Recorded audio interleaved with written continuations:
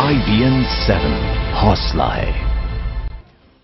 नमस्कार, आप देख रहे हैं देश दिन भर और हम आपको दिखाएंगे देश के कोने कोने की हर खबर और ये खबरें आप तक पहुंचा रही हैं नेटवर्क 18 के 2000 संवाददाताओं की ये टीम। 2000 रिपोर्टर हर दिन आपके इलाके की हर खबर आप तक पहुंचाते हैं, सबसे सटीक और सबसे पहले। तो उत्तर प्रदेश के नगर विकास मंत्री आजम खान ने एक बार फिर से विरोधियों को अपनी राजनीतिक ताकत का एहसास कराया है। और इस बीच हम आपको ये भी बता दें कि आप ये तस्वीरें अपनी टीवी स्क्रीन पर देख रहे हैं बदायूं की, जहां पर मुलायम सिंह यादव के जन्मदिन के उपलक्ष्य में धर्मेंद्र यादव द्वारा, जो कि उनके ही भतीजे हैं, एक कार्यक्रम रखा गया जिसमें कंबल वितरित होना था। और इस कंबल वितरण समारोह में आप देखिए किस तरह से भगदड़ मची और इस भगदड़ में एक महिला की मौत हो गई। अब यहाँ पे सीधे सीधे सवाल उठता है व्यवस्था पर, आयोजकों पर, और जिस तरीके से कंबल बांटे गए। ये तस्वीरें आपकी टीवी स्क्रीन पर आप देख सकते हैं कि यहाँ पे किसी तरह की कोई भी व्यवस्था नहीं, कोई कहीं से भी आ रहा है, कहीं पे भी जा रहा है, आने जाने का कोई निर्धारित मार्ग नहीं, और ऐसे में इस भगदड़ में एक महिला की मौत। सीधे रुक करते हैं हमारे सहयोगी मनोज राजन त्रिपाठी का। मनोज, और क्या जानकारी आपको मिल रही है? देखिए, अभी तक किसी भी तरीके की कोई कार्रवाई नहीं की गई है, ना ही पुलिस ने कोई कार्रवाई की है। सीधे तौर पर सबका सिर्फ यही कहना है कि पहले उस महिला की जो मौत हुई है वो हृदयाघात की वजह से हुई है। उस भीड़ में वो उसको हार्ट फेल हो गया, लेकिन अभी इसकी कोई आधिकारिक तौर पर पुष्टि करने की कोशिश नहीं कर रहा है। लेकिन जो समाजवादी पार्टी के नेता है वो तो अजीबोगरीब तरीके से बात कर रहे हैं। वो तो जिंदगी और मौत को ऊपर वाले के हाथ बता रहे हैं। इस बड़ी जिम्मेदारी को लेने के लिए कोई तैयार नहीं। आप तस्वीरों में साफ तौर पर देख सकते हैं किस तरीके से कुर्सियां फेंकी गई हैं, किस तरीके से लोग कुर्सियों में फंसे हैं कंबल लेने के लिए, किस तरीके से भगदड़ मची और उस भगदड़ मचने के बाद कैसे उस पूरे हादसे में एक महिला की मौत हो गई। बिल्कुल मनोज, और इस बीच आइए तमाम प्रतिक्रियाएं भी सामने आ गई हैं। पहले सुनते हैं कि बदायूं के एसपी का क्या कहना है।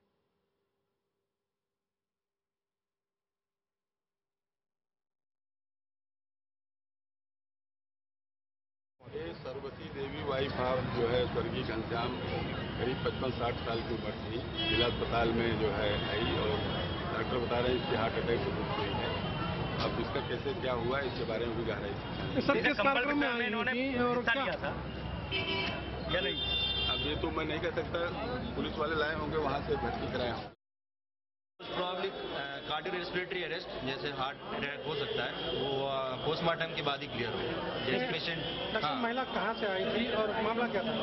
कंबल बट रहे थे यहीं पे हमारे आसपास, मदनलाल इंटर कॉलेज है, वहाँ पे फंक्शन वहाँ पे बट रहे। तो क्या चल रहा है? भगदड़ की वजह से मौत हो सकती है या सफोकेशन की वजह से कुछ ऐसा हो सकता है?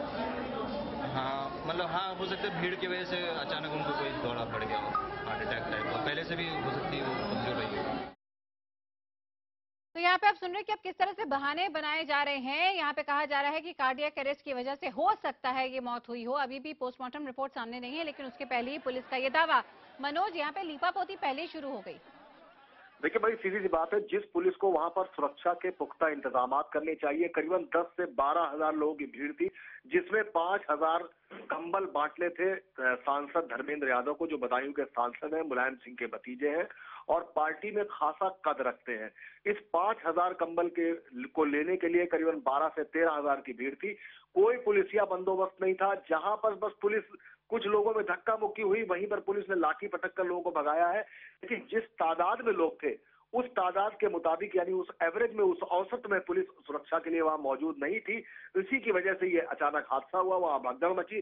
जब गोरखपुर में केक को लेकर इतनी चीनाझपटी हो सकती है, तो ये तो एक कंबल बांटने का बड़ा एक समारोह बनाया जा रहा था यहाँ पे मुलायम सिंह के जन्मदिन पर, जिसमें ये हादसा हुआ। और पुलिस अब जिसके ऊपर सुरक्षा की जिम्मेदारी थी, अब वो इस पर लीपापोती में लग गई और इसको कार्डियक अरेस्ट बता रही है। मनोज, तमाम जानकारी के लिए बहुत बहुत शुक्रिया। नजर बनाए रखिए, तमाम लाइव अपडेट्स के लिए आपसे जुड़ते रहेंगे। और आइए आगे की खबरों के लिए रामपुर चलते हैं हमारे सहयोगी अरुण सिंह के पास। उत्तर प्रदेश में जहां एक तरफ समाजवादी पार्टी के मुखिया मुलायम सिंह यादव अपना जन्मदिन मना रहे हैं, वहीं उनकी समाजवादी पार्टी के विधायक सरेआम गुंडागर्दी कर रहे हैं। उत्तर प्रदेश के बाराबंकी में एक टोल प्लाजा पर विधायक अभय सिंह के गुंडे न सिर्फ मारपीट करते हैं, बल्कि टोल पर जमकर उत्पात भी मचाते हैं। विधायक के गुर्दों की गुंडागर्दी की तस्वीरें सीसीटीवी में कैद हो गईं। बताया जा रहा है कि हूटर बजने के बाद बैरियर खोलने में हुई देरी से विधायक के समर्थक बौखला गए और वह कर्मचारियों की पिटाई शुरू कर दी। टोल कर्मियों के मुताबिक विधायक के गुंडे हथियारों से लैस थे। उन्होंने उनकी जानवरों की तरह पिटाई की। लेन खोलने की वजह से, जो लेन पहले से ब्लॉक थी, लेन खोलने की वजह से हमारे गार्ड और एलए पे इन्होंने जानलेवा हमला टाइप का मारपीट की। पुलिस इस मामले में कार्रवाई से बच रही है और इस पर कुछ भी बोलना नहीं चाहती।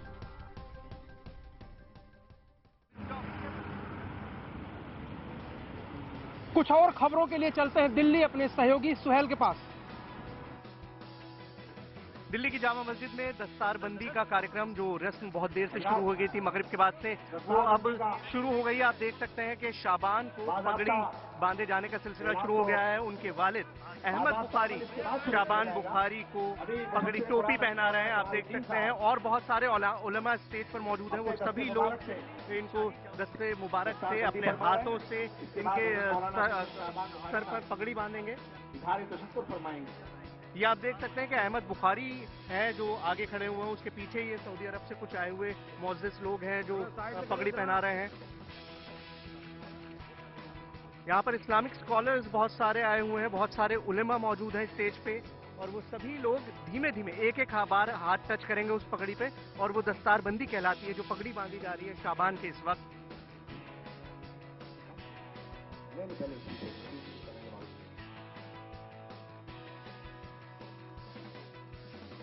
हरियाणा के भिवानी में एक पिकअप वैन और सेना के ट्रक की भिड़ंत में 4 लोगों की मौत हो गई और 3 गंभीर रूप से घायल हो गए। पुलिस ने सेना के ट्रक के ड्राइवर के खिलाफ मामला दर्ज कर जांच शुरू कर दी।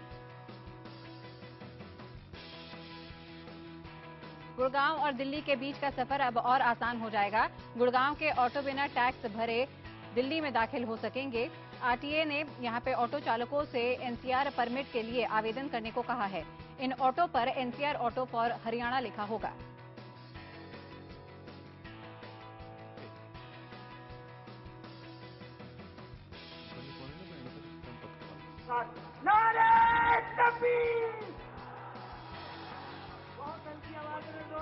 नरेंद्र मोदी आज जम्मू कश्मीर के किश्तवाड़ पहुंचे और किश्तवाड़ में उन्होंने एक जनसभा को संबोधित करते हुए सत्तारूढ़ नेशनल कॉन्फ्रेंस की अब्दुल्ला परिवार और पीडीपी के मुफ्ती परिवार पर निशाना साधा और लोगों से अपील की कि वो बीजेपी को वोट देकर पूर्ण बहुमत वाली सरकार बनाए। पीएम ने लोगों से पूछा कि क्या 2 परिवार ही कश्मीर पर राज्य करेंगे? क्या आम कश्मीरी को मुख्यमंत्री बनने का अधिकार नहीं है? क्या 2 परिवार ही कश्मीर पर राज करेंगे? क्या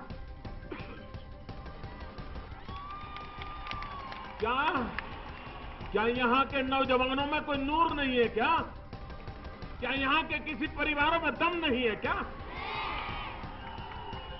आप मुझे बताइए, आप में ताकत है कि नहीं है? आप जम्मू कश्मीर को चला सकते कि नहीं चला सकते? आप जम्मू कश्मीर को आगे बढ़ा सकते कि नहीं बढ़ा सकते? मोदी ने याद दिलाया कि वो अपनों को छोड़कर कश्मीर में दिवाली मनाने आए थे। साथ ही पीएम ने लोगों को भरोसा दिया कि जल्द कश्मीर में विकास की गंगा बहेगी। हम आपको बता दें कि किश्तवाड़ के अलावा डोडा, रामबन समेत 6 विधानसभा सीटों पर 25 नवंबर को पहले चरण के मतदान होने हैं। मोदी राज्य में कम से कम 7 रैलियों को संबोधित करेंगे। वो अगले हफ्ते जम्मू क्षेत्र के उधमपुर में, जबकि इसके बाद कश्मीर घाटी में भी रैली करेंगे। हिमाचल के जिला किन्नौर के एक गांव सासू में प्रयाग संस्था ने पहली बार सोलर हाइब्रिड बिजली प्रणाली पर स्थापना की और इससे बिजली समस्या से लोगों को आजादी दिला दी। ये व्यवस्था जिला किन्नौर में पहली बार स्थापित की गई है। पूरे हिमाचल प्रदेश में पहली बार प्रज्ञा संस्था ने स्पीति में और अब किन्नौर जिले में ये संयंत्र लगाया है। इस पवन सौर हाइब्रिड प्रणाली से शासो गांव के 30 परिवारों को 2-2 बल्ब जलाने जैसी बिजली मुहैया कराई जाएगी। इस पावर प्रोजेक्ट के स्थापित होने से अब ग्रामीणों को कभी भी बिजली कट की चिंता नहीं सताएगी। ये जो प्रोजेक्ट लगा है, ये पूरे जो घर हैं हाउस होल्ड 27 हाउस होल्ड, उन सबको बेनिफिट होगा। करीबन 30 वॉट हर घर को मिलेगा। जैसे सर्दियों के मौसम में यहाँ हमेशा लाइट नहीं रहती है, तो ऐसे में हर घर में 2-2 बल्ब मिलने से सारे गाँव वाले उजाले में रहेंगे। आगे की खबरों के लिए चलते हैं मुंबई दिनेश मोरिया के पास। महाराष्ट्र में बीजेपी की सरकार बनने के बाद पहली बार बीजेपी की पुरानी सहयोगी शिवसेना के बीच दोस्ताना रिश्ते दिखे।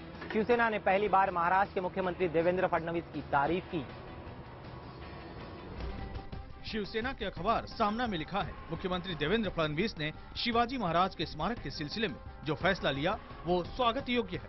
खुद पीएम मोदी शिवाजी स्मारक का भूमि पूजन करने आएंगे, यह महाराष्ट्र के लिए खुशी की बात है। शिवसेना की तरफ से तारीफ किए जाने के बाद मुख्यमंत्री फडणवीस ने कहा कि शिवसेना और वो पुराने दोस्त हैं और भविष्य में भी दोस्त रहेंगे।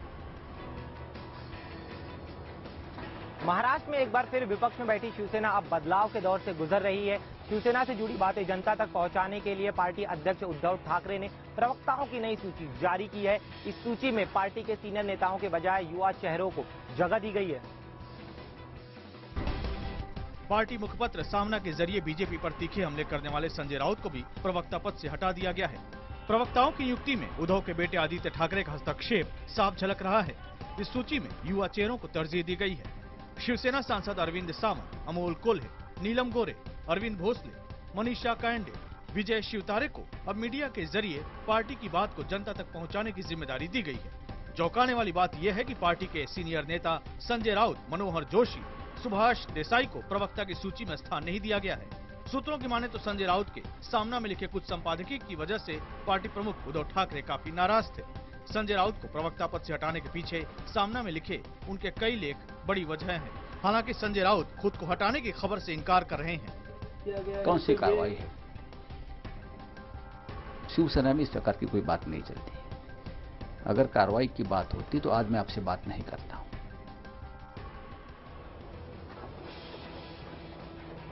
आगे की खबरें बताएंगे बिहार से मेरे सहयोगी चंद्रमोहन। चुनावी दौरे पर झारखंड गए कांग्रेस उपाध्यक्ष राहुल गांधी ने प्रधानमंत्री नरेंद्र मोदी पर हमला किया। उन्होंने पूछा कि लोकसभा चुनाव में आप लोगों ने मोदी को वोट दिया, क्या लोगों के अच्छे दिन आए? झारखंड का जो धन है, क्या उससे झारखंड को फायदा हो रहा है या बाहर के लोगों को, बड़े बड़े उद्योगपतियों को फायदा हो रहा है? ये फर्क हमने और हमारे विपक्ष में। मनिका में एक जनसभा को संबोधित करते हुए राहुल ने कहा कि यूपीए के शासनकाल में सरकार ने हमेशा गरीबों के बारे में सोचा, जल जंगल जमीन की रक्षा की, लेकिन आज आपके जल जंगल और जमीन पर खतरा है। प्रधानमंत्री पर निशाना साधते हुए उन्होंने कहा कि ये सरकार गरीबों की नहीं, उद्योगपतियों के विकास के बारे में सोचती है। उन्होंने कहा कि मोदी के चहेते उद्योगपति अडानी को बिना कुछ सोचे 6000 करोड़ का ऋण दिया गया।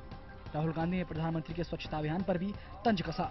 उन्होंने कहा कि हम सफाई के खिलाफ नहीं हैं, लेकिन दिखावे के खिलाफ हैं। लाख कोशिशों के बावजूद मिड डे मील रुकने का नाम नहीं। देश दिन भर में आगे की खबरें बताएंगे मेरे सहयोगी मनोज शर्मा।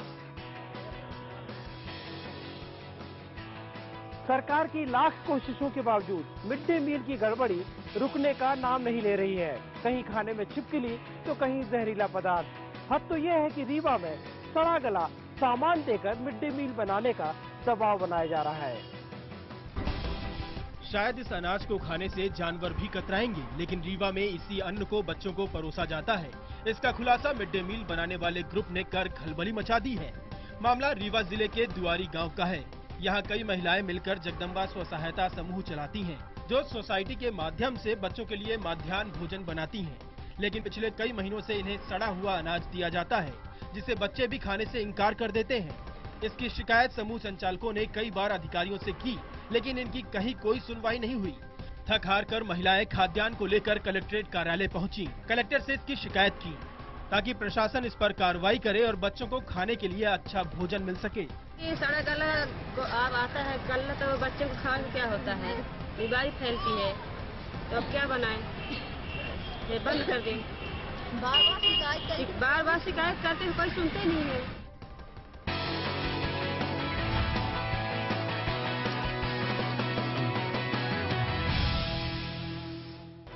पश्चिम बंगाल की मुख्यमंत्री ममता बनर्जी ने बीजेपी पर आरोप लगाया है कि केंद्र सरकार पश्चिम बंगाल की मुख्यमंत्री ममता बनर्जी ने बीजेपी पर आरोप लगाया है कि केंद्र सरकार उनसे सेकुलर दलों का साथ देने का बदला ले रही है। ममता ने कहा है कि उनके सांसद संजय बोस को इस वजह से गिरफ्तार किया गया क्योंकि वो नेहरू समिट में गई थी। शिंजॉय बोस को सीबीआई ने शुक्रवार को गिरफ्तार किया। बोस पर शारदा घोटाले में शामिल होने के आरोप हैं। उन्होंने सीबीआई पर भी सवाल उठाया और कहा कि उसकी निष्पक्षता सवालों के घेरे में है।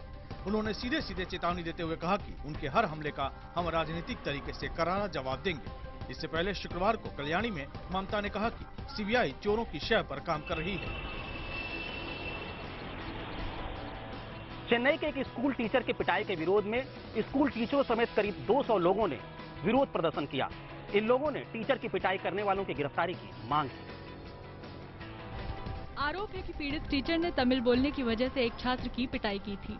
इसी बात से भड़के बच्चे के पिता समेत कुछ लोगों ने जबरन स्कूल परिसर में दाखिल होकर टीचर की पिटाई की। हालांकि स्कूल प्रशासन ने बच्चे की पिटाई के आरोप से इनकार किया है। उधर पुलिस का दावा है कि इस मामले में अब तक 19 लोगों की गिरफ्तारी हो चुकी है। बच्चे के पिता फरार हैं।